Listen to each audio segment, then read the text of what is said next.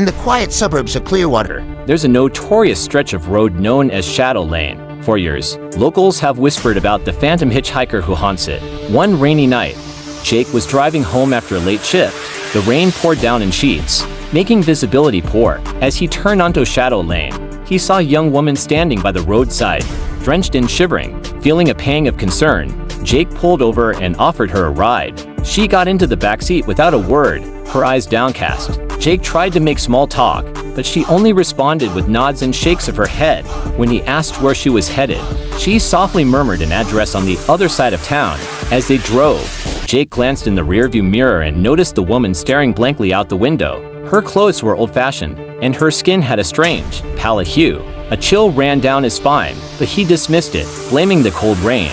When they arrived at the address, Jake turned to tell the woman they had arrived, but the backseat was empty. He was startled and confused, certain she had been there just moments before. Determined to understand what had happened, Jake approached the house and knocked on the door. An elderly woman answered, her face lined with sorrow. When Jake described the girl, the woman's eyes filled with tears. "That was my daughter, Mary," she said, her voice trembling.